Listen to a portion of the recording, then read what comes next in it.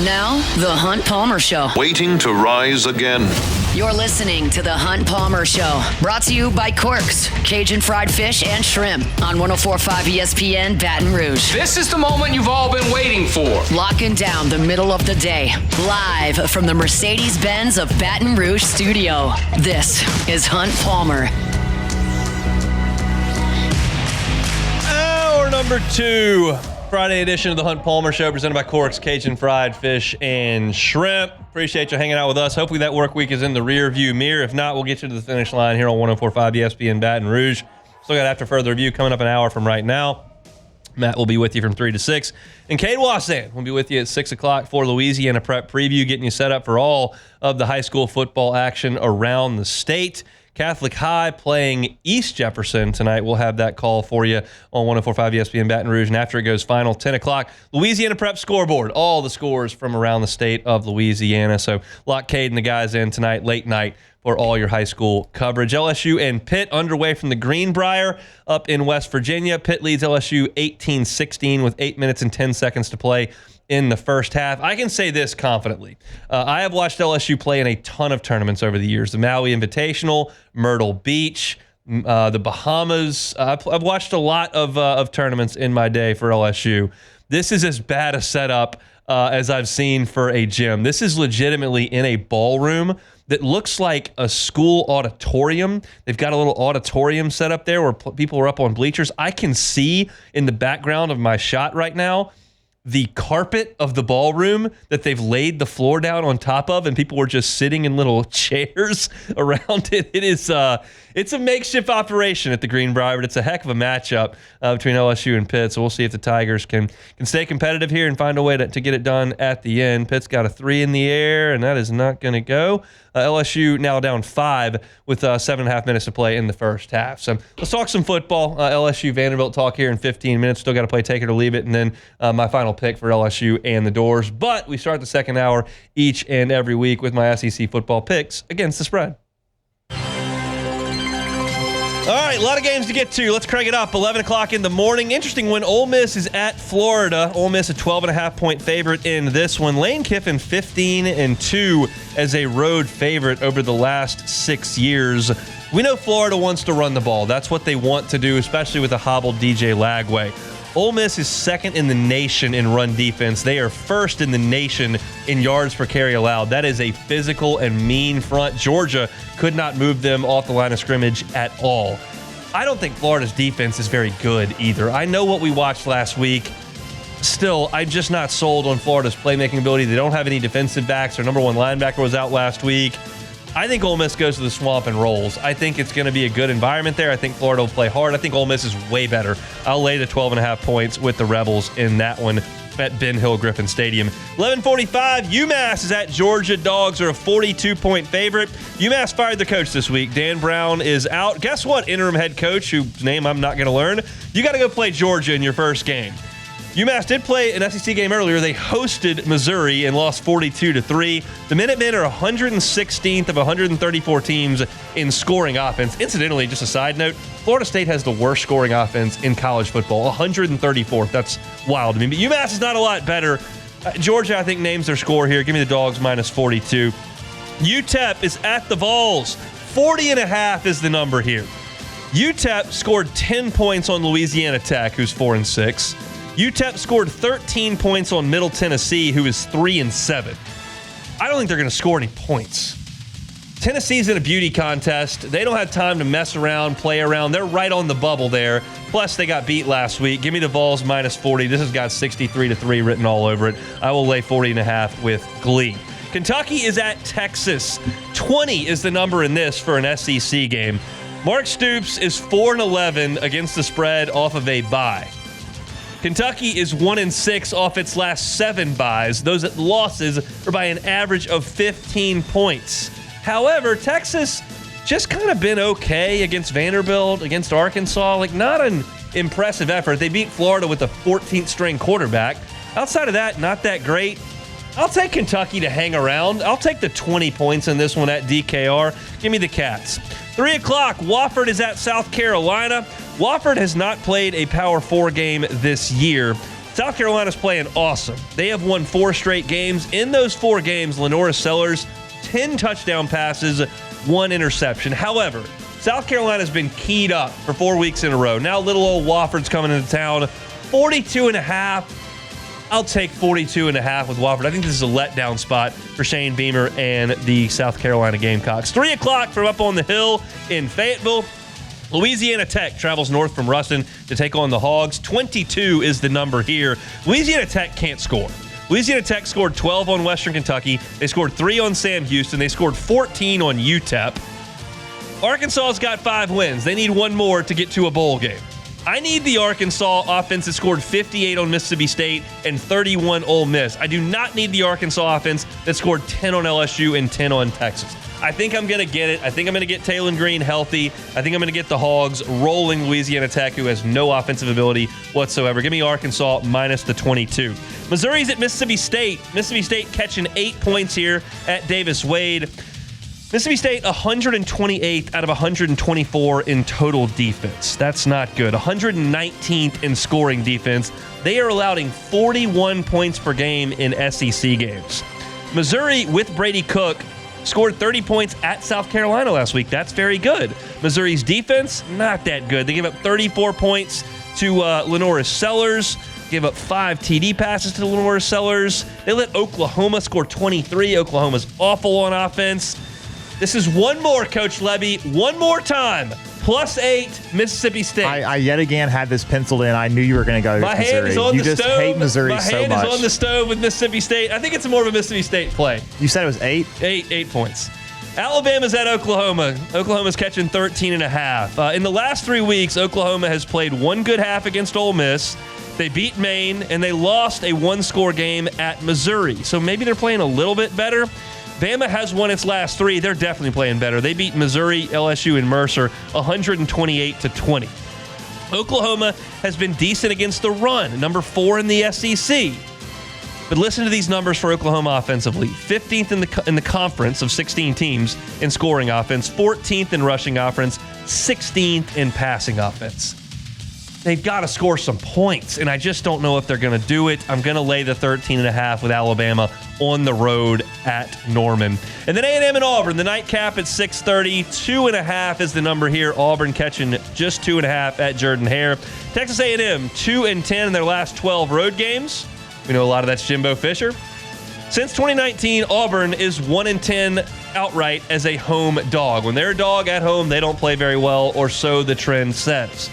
This is important. Auburn has not turned the ball over as much lately. Peyton Thorne is actually taking care of it over the last month. We know the first month was terrible.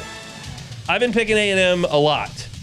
I'm not this week. Give me Auburn plus the 2.5. I think they might win this game outright. I've kind of been saying all year that I don't think they're quite as bad as their record, but their record is terrible.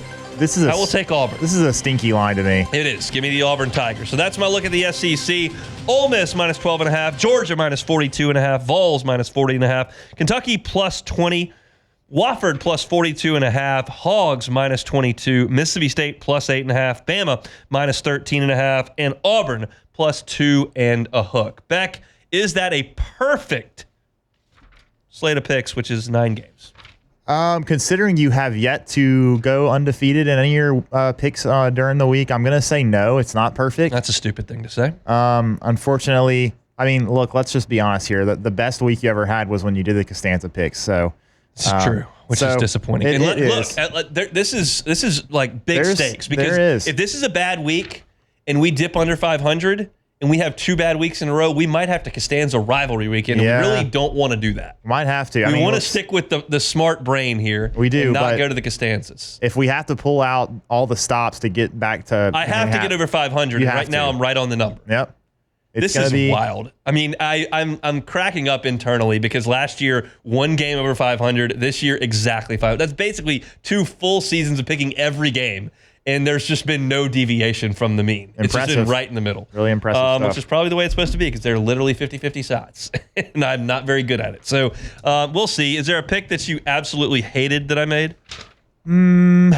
I don't love the Wofford pick. The Terriers. Did you see their baseball team? They bunt a lot, steal, hit and run. It's tough team. Unfortunately, they're not very good at football. And South Carolina is, I mean, they are coming off, a win over. They're coming off. They've won 4 in a row. Missouri. They beat Missouri. Crushed A&M. Yeah. So I can see maybe, but like they beat Akron earlier in the season, 50-7.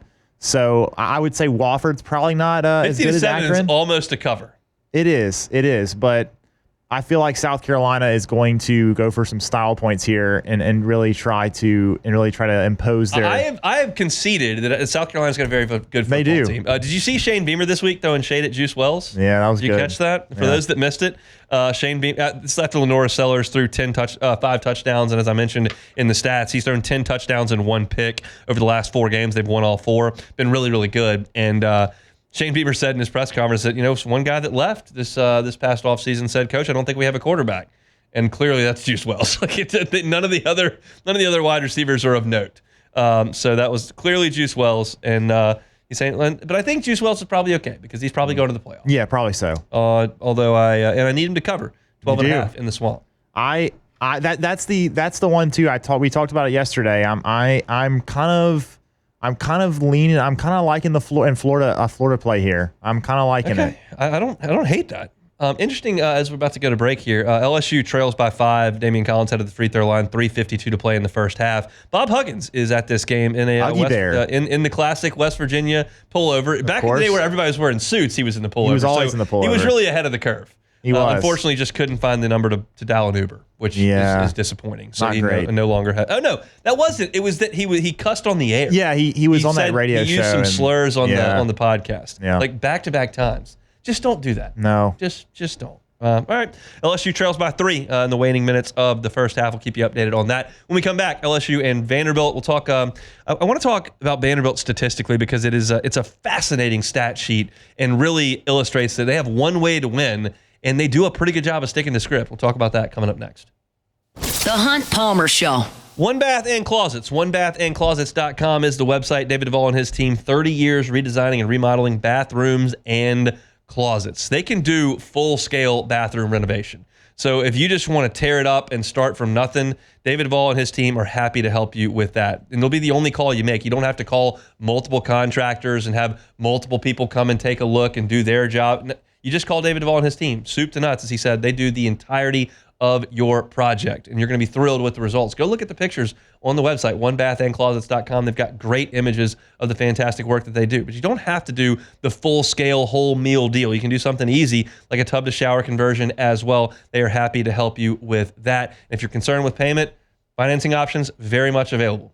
0% for 18 months if you qualify for it. So check them out online. Get that free consultation starting today. It's One Bath and Closets. They're online at OneBathAndClosets.com.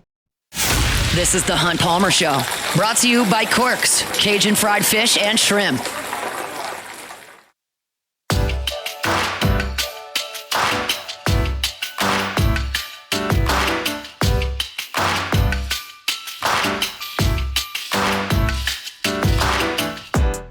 All right, LSU and Vanderbilt tomorrow. I got asked in the hallway this morning what time the game was, and I went, I don't remember. There are so many game times rattling around in my brain that I don't even know what time LSU and Vanderbilt play. 6:45 is the scheduled time. It's actually going to kick off at 6:55. Just a little hint for those of you out there. It's going to be a night game inside Tiger Stadium. I don't know that the environment's going to be awesome, but I was really interested in the stat sheet with Vanderbilt. And every Monday, I take all the statistics and I put them down in front of me, and I go through and I mark the positives for a team and I mark the negatives for a team. And I don't recall in doing that seeing an identity so pronounced in a team as I do with Vanderbilt. They've only got one way to get this done. And we talked to Andrew Allegretti yesterday, and he alluded to it, but didn't put any statistics behind it. He just kind of gave a sense of what Vanderbilt's identity is. What I'm about to read off to you does not at all sound like a team that beat Alabama, that beat Virginia Tech, that controlled Kentucky, that played right up to the whistle with Texas. I mean, this is not like every once in a while or one time they came out with a great performance. They do this every week. South Carolina handed it to them. Georgia State got after him too. But the majority of the time, Vanderbilt's really competitive. And they're really competitive with these numbers on offense. 11th, and this is of the 16-team SEC. 11th in scoring offense. 15th in total offense. They're the second worst total offense in the conference. 13th in rushing. 15th in yards per carry. You think of Vanderbilt, like, oh, they run the ball really well. They're 15th in yards per carry. That's awful. There's only one team worse. Explosive runs, 14th. Well, how about the passing offense? 14th. Passing attempts, they don't even try, 16th. Explosive passes, 15th. Yards per play. They don't run very many plays, so maybe their yards per play is better because there's not as many plays. No, they're 14th in the league. All these numbers are bottom 4, 5, or 6 in the league, except for 3. There are 3 numbers of note with Vanderbilt. On third down, they are 3rd in the league. Time of possession, which makes sense, 3rd in the league. Because if you convert a lot of third downs, you keep the football, you control time of possession. And then you've got to get into the red zone, and they're 5th in the league, which is not jaw-dropping, but it's efficient. That's Vanderbilt's only ticket here. All they can do is try to run it, get it into 3rd and 1, maybe a 4th and 1 here or there. Trust Diego Pavia to make a play and hope they keep the ball. They don't make explosives. They don't fool people with big plays down the field. They're not an efficient running game. They're 13th in the league in rushing offense and almost last in yards per carry. But they stick to what they do. And what they do is run that triple option based run game. Trust Pavia to do a little schoolyard stuff, and then make sure he doesn't turn it over and get points in the red zone. And they've done a really good job of that. Y'all remember the Alabama game? They held the ball for 40 minutes. If they couldn't convert a 3rd and 3, they went for it on 4th down. And Vanderbilt's got nothing to lose. They're at this point riding an emotional high. They're going to come into Tiger Stadium, one of the biggest venues in the whole sport. They're not going to play scared. 4th and 2, who cares if we don't get it? We'll go for that. Got a quarterback who knows what he's doing back there. But it's the only way they can do it. It doesn't look good on paper at all. Well, how's the defense then? Is that great? Clark Lee, defensive coach, defensive coordinator of the team, how's he done? Well, in scoring defense in the SEC, they're 11th. Total defense, they're 12th. Rushing defense, middle of the pack, 8th. Yards per carry allowed, 12th. Not good. Pass defense, 12th. Opposing completion percentage, how well teams complete passes against them, 15th. Are they any good on 3rd down? No, 15th. Do they get a lot of sacks? No, 10th. TFLs? No, 9th. Do they give up explosive plays? Yes. They're 14th in the league. Give up explosive passes, 20 yards plus, 15th in the league. Do they stop teams in the red zone? Is that how they do it? No, they don't. 14th in the league in red zone touchdown percentage. Did they force a bunch of turnovers? No. They're 12th in the league. None of these numbers are any good. That's why when I was talking to Andrew Allegretti yesterday, I said the defense appears to me to be better than the sum of its parts because statistically, I don't see a lot here. And I don't know of any Vanderbilt players that are going in the 1st or 2nd round on defense. Well, what are they good at on defense? Well, this is not defense. It's offense and defense. They're the least penalized team in the SEC, 5.4 per game. This is not a Vanderbilt team that does anything to hurt you. They're just steady. And my question is LSU ready at this point to show up, to create some energy, to run the ball, to be explosive in the passing game, which everyone else is against Vanderbilt, to score points in the red zone, and take care of a team that you have more talent than? Or do you let a team that's riding on an emotional high, that is reaching levels that they did not imagine they could have reached in August, that brings the fight to you, that dictates the control of the game, that handles the ball for 38 or 40 minutes, that sucks the life out of you, and that beats you? Because let me tell you, if LSU doesn't show up with a lot of emotion tomorrow, There is nothing that takes that tiny bit of emotion away more quickly than Vanderbilt going on a 16-play drive, running a bunch of triple option stuff, gaining 4 yards a pop. That'll bore the crowd. That'll frustrate the crowd. That'll bore the defense. It'll frustrate the defense. And if you let Vanderbilt play their game, that's a scary thought. It's a scary thought. There are times where you might want a rival coming in here or a team that grabs some headlines coming here to create a little bit of juice.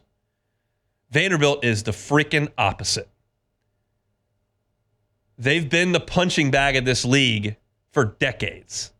And the players know that on LSU's side. But they may be a punching bag, but they're going to be an angry one tomorrow. They're going to be a fired up one tomorrow. LSU's got to meet that fight. And I sensed a team that was really disheartened on Tuesday. I don't think yesterday's stuff helped. They better find something because this is the type of team that can lull you to sleep. I've talked a lot about, or I've heard Gordy Rush talk a lot about going to play at Northwestern when he was in the Big Ten. And I've heard people talk about going to play at Vanderbilt in not a year like this, in a different year, where it's just a sleepy environment. And that can be startling. And I wonder if this is like the perfect storm that LSU is trying to deal with of a program in a malaise over the last month, a team that's lost all its goals, and then the team that is nobody's better at lulling you to sleep than Vanderbilt. Maybe Diego Pavia creating one of these exciting, explosive situations is the most juice that they can bring. Maybe the gold uniforms that LSU is going to wear are going to bring the juice. But somebody's got to create that. And maybe just LSU making a couple of big plays early can do that.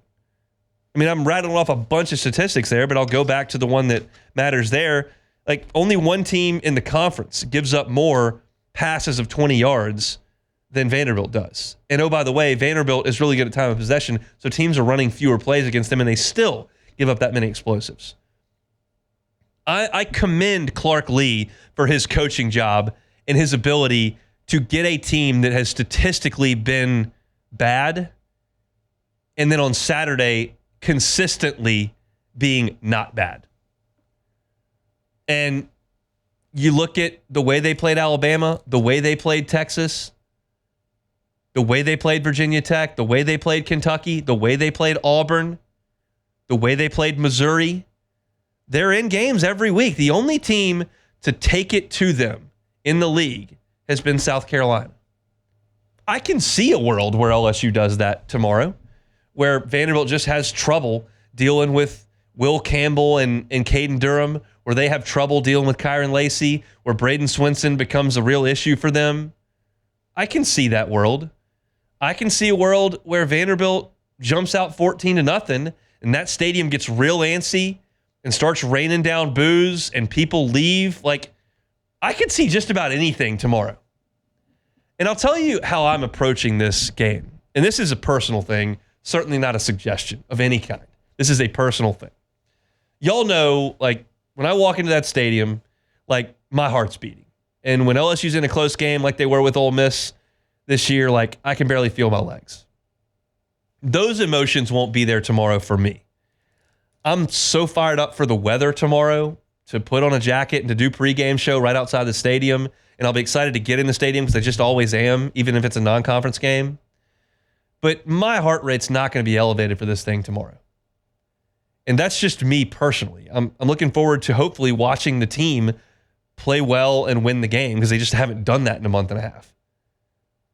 But if the players feel the same way I do, I think it could be a problem. And I'm never one of those guys that says, oh, quit talking about that game down the road. The players need to focus. Well, my job's not to be in the locker room and focus. My job's to talk about the big picture here. And I'm just telling you how I'm going to feel. But I'm curious if that's the way that the players will feel. I know how the fan base feels. I deal with the fan base every day.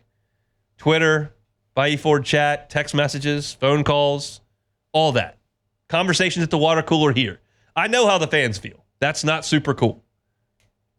I'm just curious how the players respond. It's going to be fascinating to see the effort and energy level tomorrow inside Tiger Stadium for LSU and Vanderbilt. Beck, you got a thumbnail on that? I'm going to give my pick at the end of the game, but either you can talk about whatever you want. Either the fact that Vanderbilt statistics are jaw-droppingly terrible for a team that's competitive every week, or the energy that LSU needs to provide tomorrow. Man, I do worry about the energy in the crowd in the stadium for the team. I know that, like, we heard at player interviews, Will Campbell saying there's still a lot to play for. I wonder if the team really believes that. I'm not worried about the guys wanting to win the game, but I just wonder if they're really going to be super motivated to go play Vanderbilt when they're 6-4 and they're staring down the barrel of a 6-7 win season and go into the Pop-Tart Bowl or something like that. Like, I just really don't know. Obviously, we won't know until it happens, but I just worry about it. It's all about perspective, because Vanderbilt's record's worse than LSU, or the same as LSU's, and they're like sky high. Yes. And South Carolina's not playing for the playoff, and they're sky high. Yep. But LSU 3 weeks ago was talking about winning a national championship, and now you're like, can they focus on Vanderbilt? Yeah. It's just it's just shocking how fast this can happen. It is. But here we are. So we'll see how things shake out inside Tiger Stadium. My pick for LSU and Vanderbilt coming up in about 25 minutes from right now. Our Friday show is brought to you by Corks, Cajun Fried Fish and Shrimp. Check out the menu, corksfishandshrimp.com. Tell you this every single Friday. If you're hankering for a po' boy in Baton Rouge, every once in a while you have that feeling. For me, it usually hits on like a Sunday. But if you're looking for a po' boy, check out Corks. That shrimp po' boy is phenomenal. The shrimp are big, juicy, and flavorful. Got that well-dressed. They can handle your sauces as well. Get those crispy shoestring fries. It's a great po' boy, catfish po' boy as well. And they got great crawfish etouffee. Get their famous po' boys.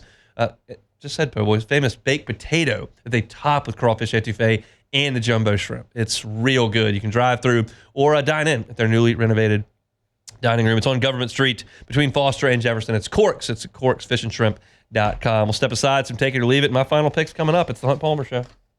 The Hunt Palmer Show. Genesis of Baton Rouge. Every car on the lot is online at genesisofbatonrouge.com. They're at Airline and Pico near Women's Hospital. Haven't been there for a long time. So if you haven't stopped by the dealership, that's not surprising. If you haven't ever driven a Genesis, that's not surprising either. But if you think luxury vehicle, you need to think Genesis. And if you think luxury vehicle and you immediately say, oh, well, I can't swim in those waters, just look. Genesis is a luxury brand at a reasonable price, and it's an experience to be a Genesis driver. The service aisle there is just first class. I could not say enough about it. I've been on a lot of service aisles in my day. None as clean and efficient and comfortable as the service aisle at Genesis of Baton Rouge. You can stop in there. You can get a great cup of coffee. You can get some work done. It's quiet, and the ambiance is fantastic. There aren't kids running around everywhere. There's not Price is Right blaring all over the place. It's a great place to sit and have your car serviced. If you don't want to do that, I understand. They've got valet service as well. They'll just take your car, bring it in, service it, bring it right back to you. You don't miss a beat on the job or in your day-to-day. It's Corks. I'm looking at this panel. It's Genesis of Baton Rouge. Check them out online, genesisofbatonrouge.com. You're listening to The Hunt Palmer Show, brought to you by Corks, Cajun Fried Fish and Shrimp.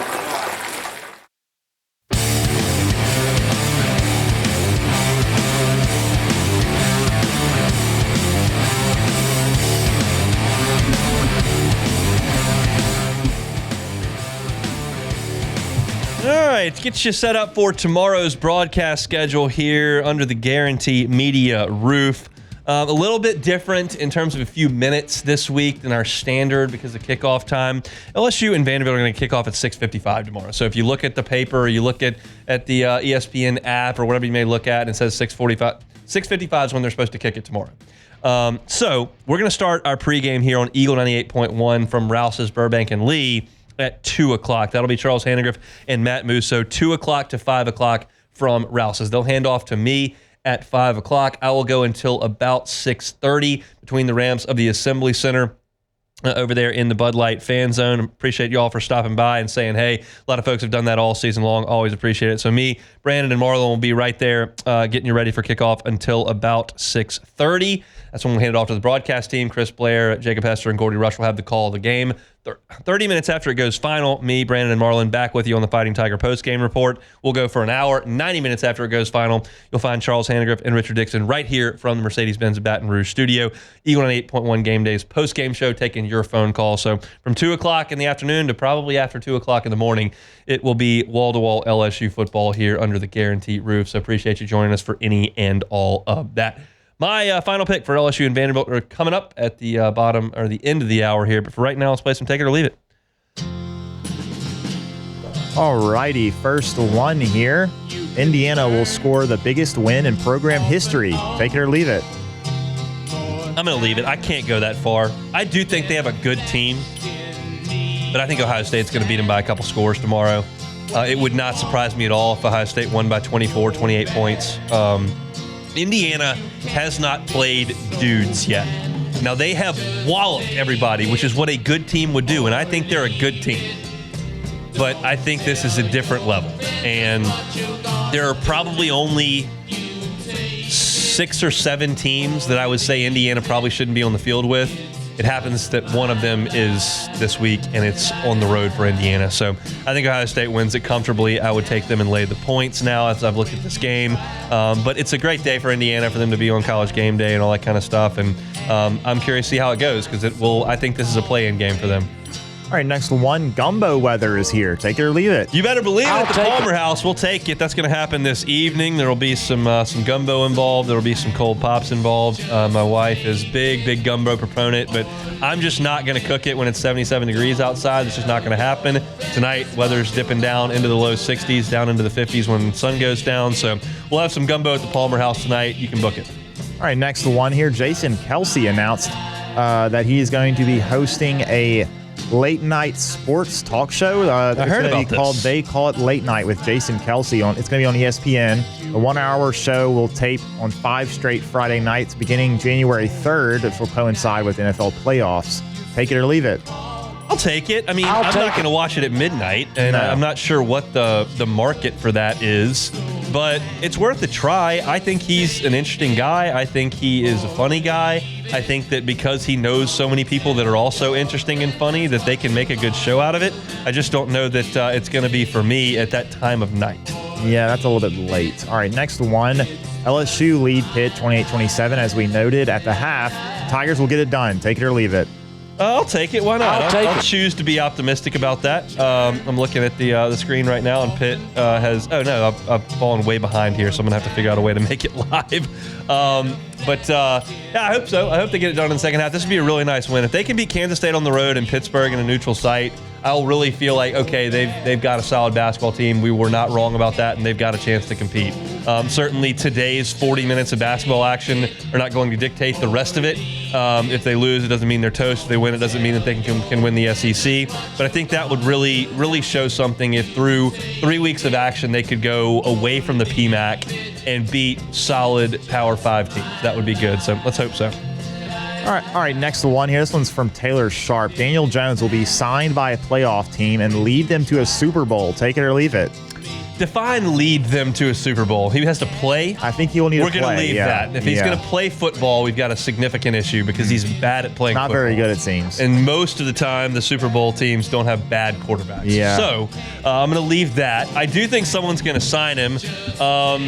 That's just a crazy deal. I haven't looked because I don't really care that much at like how bad that cap hit's going to be. Not good. But, I mean, that's a bad contract, and somehow they got sucked into one little playoff run where they beat the Vikings. It's a powerful thing, and so the Giants are a mess. And, like, I'm curious how that conversation goes when Daniel Jones gets demoted from the starting quarterback worth $100 million to the fourth-team quarterback on the scout team running safety reps and says, hey, can y'all just get me the heck out of here? But apparently that's what happened, and the Giants were like, yeah, we can do that. Here you go. See you later. That's wild stuff. We were talking about in the break about Daniel Jones, and I think here's what's going to happen, Hunt. Daniel Jones is going to have a Nick Foles career arc. So Nick Foles, remember, started for the Eagles, went left, came back as a backup, then filled in and won a Super Bowl. I think Daniel Jones is going to leave, go somewhere else. He's going to come back to the Giants, be the backup, and then he's going to win the job and win a Super Bowl with the Giants. What do you think about that? I think that's not going to happen because, once again, I think he's terrible. Okay. So, fair enough. That's another guy that wasn't even good in college, and they drafted him. Yeah. It's like, what?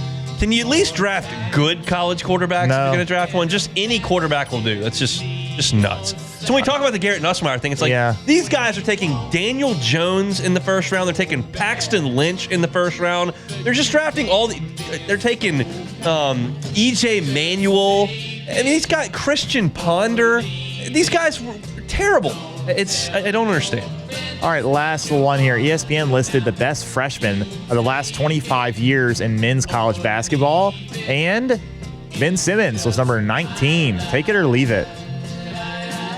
I have an in-depth answer there. Let's just look at how he played. I'm gonna leave it. Leave it. He was really good at LSU, but he couldn't shoot the ball. He still can't. And so, while he was really productive, created a lot of shot opportunities, had a triple-double, distributed the ball, finished at the rim. Like, he was a really good player.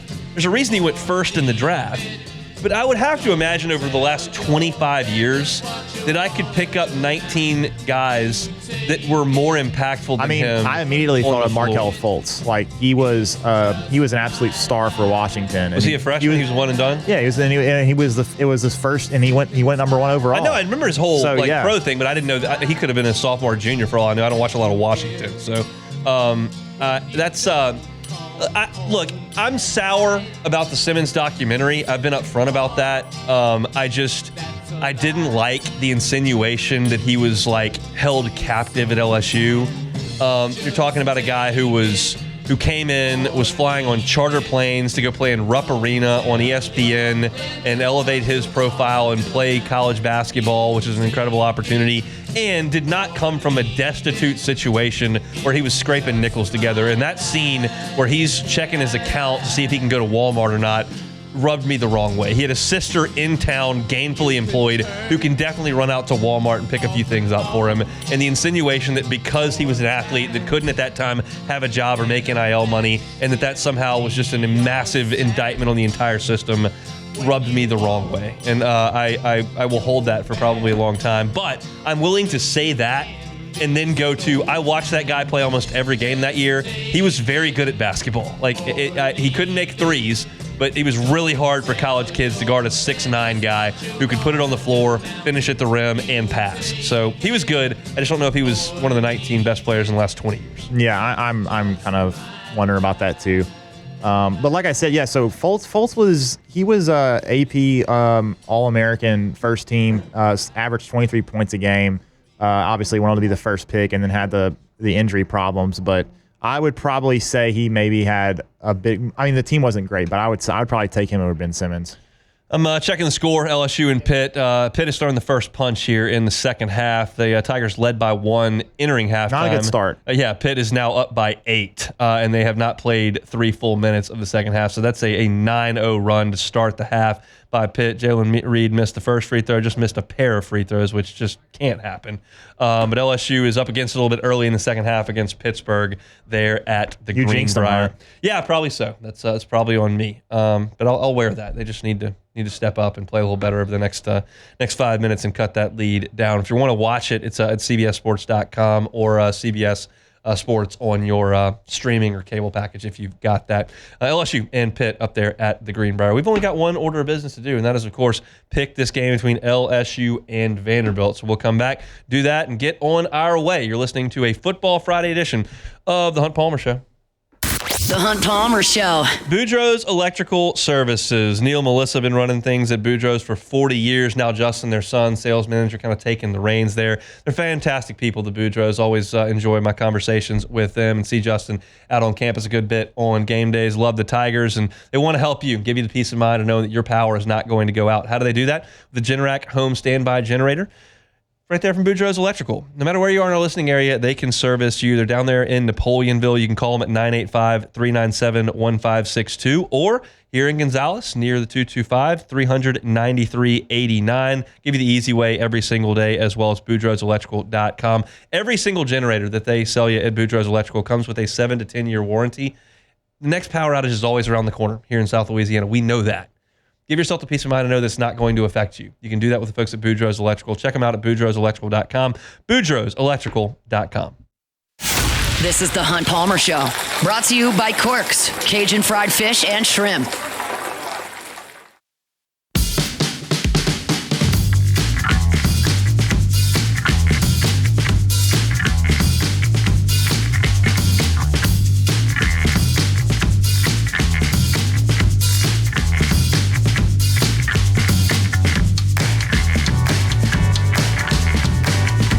Closing up shop here, Football Friday edition of the Hunt Palmer Show. Remember, Football Fridays, I shouldn't even remind you about Football Fridays because they're over. We're not going to be working next week on Black Friday. Jimmy and Charlie will have their show live at lunch from Rufino's, but we will be off the rest of the station. So this is our last Football Friday. So I'll remind you that Matt's coming up with After Further Review from 3 to 6, and then Cade will be on with Louisiana Prep Preview at 6:45, getting you ready for Catholic High and East Jeff.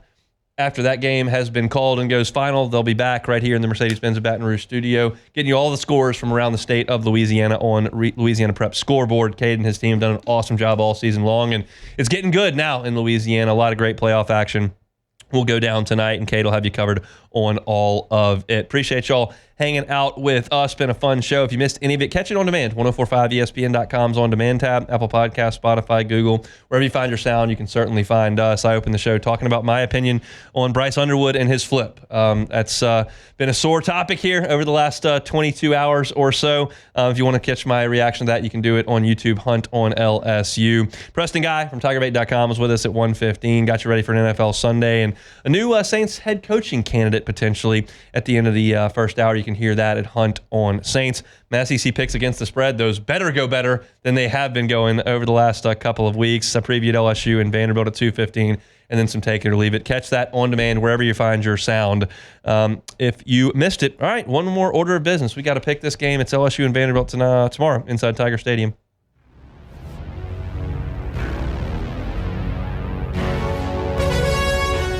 The LSU Tigers. The Vanderbilt Commodores. My picks have been bad this year. I picked LSU to beat USC. They did not. I picked Ole Miss to beat LSU. They did not. I picked LSU to beat Texas A&M. They did not. I picked LSU to beat Alabama. They did not. I picked LSU to beat Florida. They did not. That's 5 games I've missed thus far. That's not very good math when you consider the fact that LSU played a couple non-conference games in there against teams that can't beat them. So I've been awful.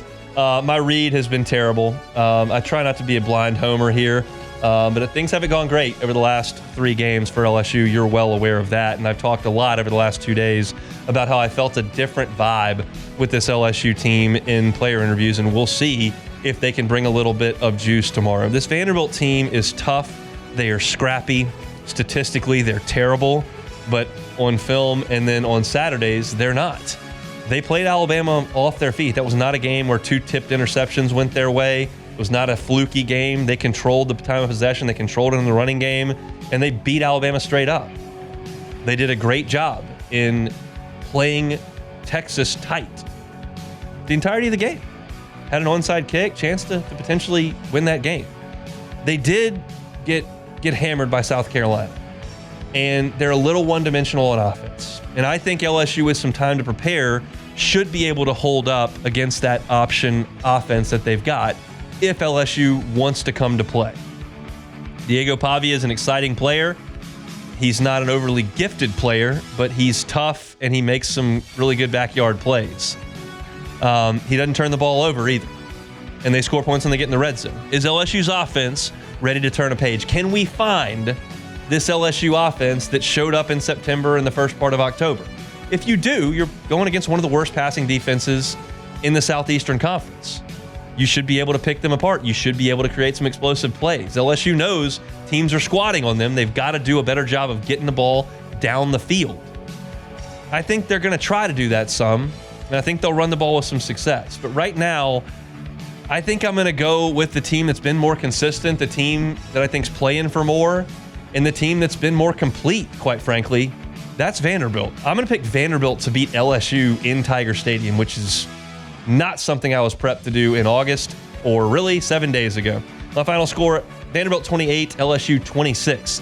I sincerely hope they prove me wrong coming up on Saturday night, because that will be a bleak post-game show, and the mood in this town is real sour right now, and it'll get even worse if you lose a game to Vanderbilt. Maybe I'm just the jinx they need. I've been terrible all year picking games. That was really the point of the preface there, but we'll go with the Commodores 28-26. Don't let that happen. We'll see what Matt has to say. Maybe he's a little bit more positive. He'll come up for the next 3 hours. I mentioned Cade will follow. Hope you all have a great and safe weekend. Hope to see you out on campus tomorrow. If not, same time, same place on Monday. It's the Hunt Palmer Show. The Hunt Palmer Show. Highland Insurance Group, HighlandIG.com is the website. You never know when there could be a catastrophe for your business. And it comes in a lot of different forms. It could be a hurricane. We can see those coming. It could be a cyber breach. You don't see those coming, and they can be real expensive. Car accidents, they happen. They can get really expensive. If you don't have the proper coverages in place, your business could really be compromised. And if you don't have a great relationship with your insurance broker, because all you do is pick the lowest number on the premium tab when renewal comes around, maybe it's time to reassess that. Call the folks at the Highland Insurance Group or check them out online at HighlandIG.com. Jonathan Carver and his team believe they should be part of your team, just like your attorney is, just like your CPA is. Your insurance broker should be a part of what goes on to protect your business. If that sounds like something you'd be interested in having, the Highland Insurance Group is the call you need to make, the website you need to visit. It's the Highland Insurance Group. They're online at HighlandIG.com.